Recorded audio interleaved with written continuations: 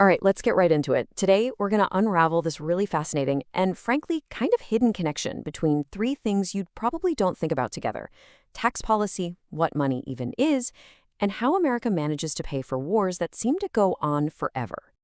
I mean, it's the big question, right? When you have conflicts that stretch on for decades and cost literally trillions of dollars, where does all that cash come from? Well, the answer has changed dramatically over the years. And that change, that's the whole story. So, this is really the key. It's this incredible then versus now shift. During World War II, the cost of war was right there in your face. It was on your tax bill, a visible, shared sacrifice. But today, for something like the War on Terror, that cost has become almost totally invisible. It's not paid for by new taxes, but by this mountain of debt that just gets pushed further and further into the future. Let's unpack how we got from point A to point B. First, we got to go back in time to a period that was just completely different. Let's call it the era of sacrifice. This was a time when the wealthiest Americans were expected to shoulder a huge part of the financial burden of war. Just look at that number, 94%. That was the top marginal income tax rate during World War II. Now, this wasn't just about grabbing cash for the government. It was a philosophical statement. It was basically a ceiling on extreme wealth, meant to create a real sense of shared sacrifice while the country was in crisis. And this quote really sums up the whole philosophy of the time. It was called the conscription of wealth. The idea was simple, but so powerful. If we're going to draft young men and women to risk their lives on the battlefield, then we absolutely have to draft the nation's capital to pay for it. Fair's fair, right? And you can see it so clearly in the data here. The shift is just stark. For World War II, about half the cost was paid for with direct taxes. Then, get this, for the Korean War, 100% of it was paid for through taxes. And then, you look at the post-9/11 wars, 0% paid for by direct taxation, a complete 180-degree turn. So, what on earth happened? Well, that brings us to what we can call the Great Uncoupling. This is the period where that old system of paying as you go was systematically dismantled. It was a moment that basically reinvented both our money and our taxes. Let's just walk through this timeline really quick. In 1933, the U.S. takes a step away from the gold standard domestically. But the real earthquake was in 1971. President Nixon, facing huge bills from the Vietnam War and spending at home, just completely severed the dollar's link to gold for the rest of the world. Then, in the 80s, you get these massive tax cuts that slash the top rates. These three events, boom, boom, boom, they change the entire game. So this great uncoupling is what gave us the system we live with right now, which is based on what's called fiat currency. All that means is that our money isn't backed by anything physical, like gold. Its value comes purely from the trust and faith people have in the government that issues it. And the most important part, it means the government can create more money without being tied to a physical supply of something. Now, this leads to something economists call the exorbitant privilege. Because the US dollar is the world's main currency, it's what oil is priced in, what countries hold in reserve, there's this constant global demand for it.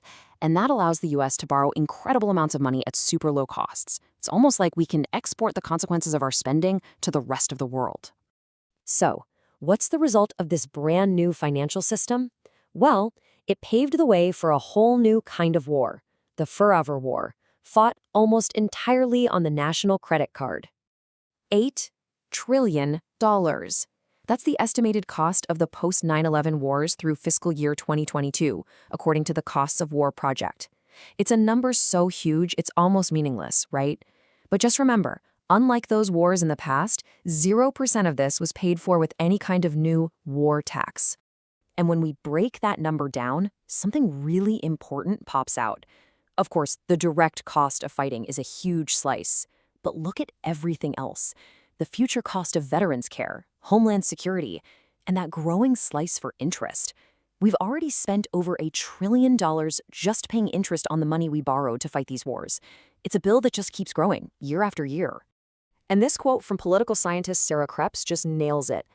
This ability to borrow without limit breaks the connection between making war and paying for it.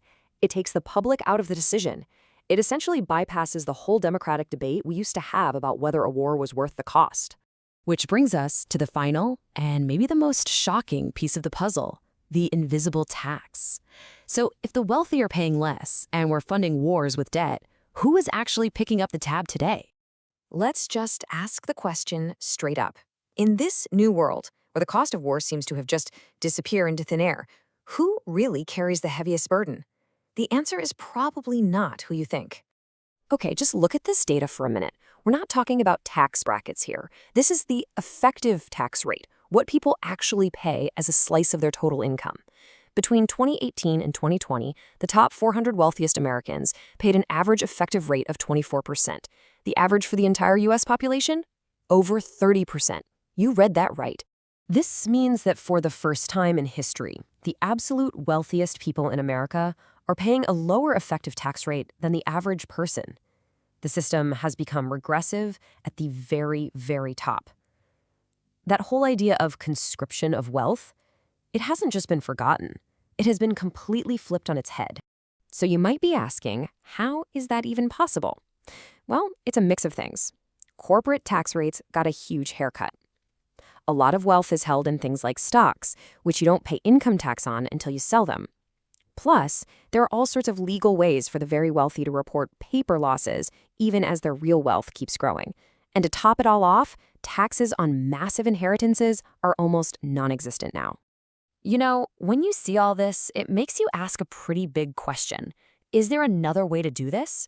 And that brings us to our final section, where we explore a theoretical alternative to this entire system. The alternative idea revolves around this concept of sound money. Basically, it's any form of money that a government can't just create out of thin air. Think of the old gold standard, or in a more modern sense, maybe a cryptocurrency that has a fixed, unchangeable supply. And the logic goes something like this. If a government had to use sound money, it would lose the superpower of printing cash to pay its bills. So if it wanted to fund a war, it would have no choice but to raise taxes, directly and visibly. All of a sudden, war would become really expensive, again, for everybody, which would force a genuine, tough, democratic debate about whether it's truly worth the price. And that really brings us to the ultimate conclusion here.